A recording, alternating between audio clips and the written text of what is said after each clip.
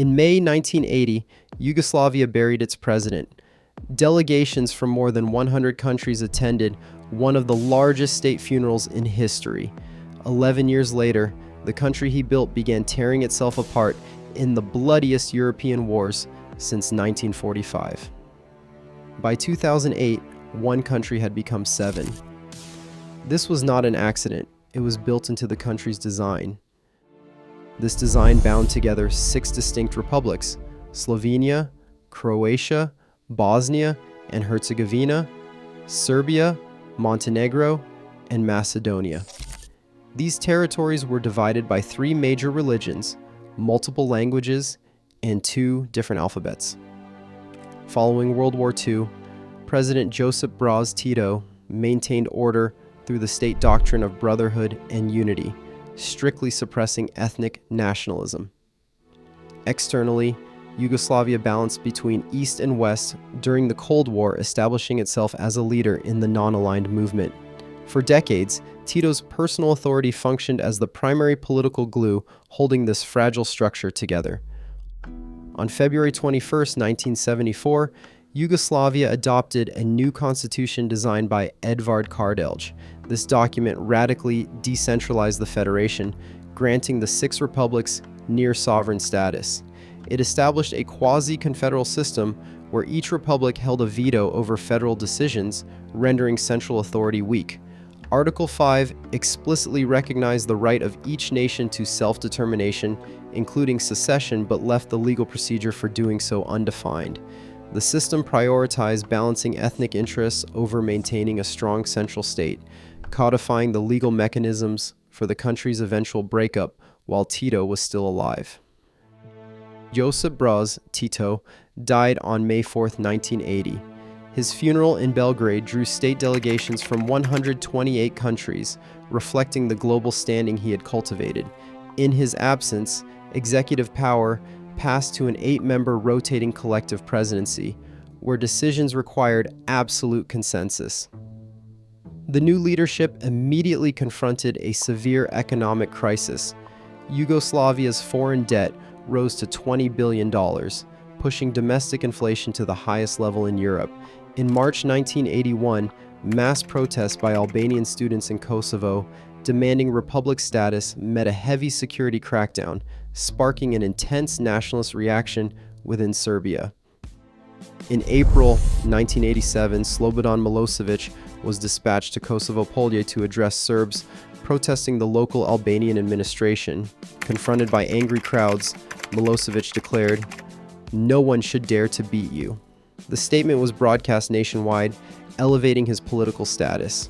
On June 28, 1989, speaking at Gazimistan before an estimated 1 million people, he reframed Serbian politics through historical grievance, warning that armed battles could not be excluded. Milošević did not create Yugoslavia's systemic fractures, but he became the catalyst who converted that structural strain into an active nationalist program. On January 22, 1990, Yugoslavia's ruling party fractured on live television. During the 14th Congress of the League of Communists in Belgrade, Slovenian and Croatian delegates walked out after Serbian delegates defeated their reform proposals.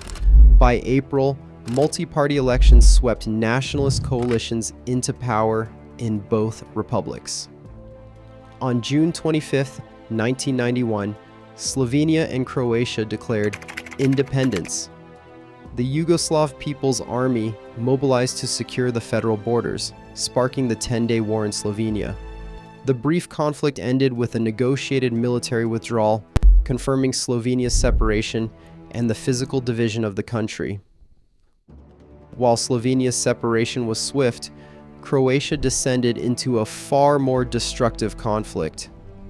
The Danubian city of Vukovar was systematically reduced to rubble during an 87-day siege.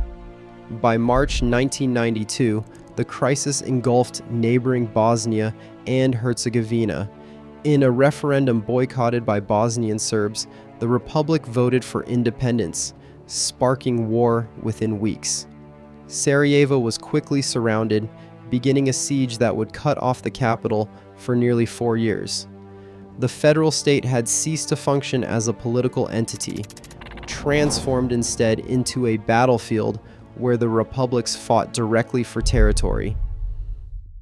The Bosnian War claimed approximately 100,000 lives and forced more than 2 million people from their homes, turning half of the republic's population into refugees. This violence culminated in July 1995, when Bosnian Serb forces overran the designated United Nations safe area of Srebrenica. Over the course of several days, military units systematically executed more than 8,000 Bosniak men and boys in fields, schools, and warehouses across the region. The International Criminal Tribunal for the former Yugoslavia and the International Court of Justice later ruled these systematic massacres as acts of genocide. The human toll became the final physical consequence of a collapsed federal structure. With no central authority remaining to mediate disputes or enforce the rule of law, the security vacuum was filled by campaigns designed to permanently partition the territory along ethnic lines. In November 1995, the Dayton Accords ended the Bosnian War, partitioning Bosnia and Herzegovina into two highly autonomous entities. This settlement stopped the active military combat, but solidified the internal division of the territory.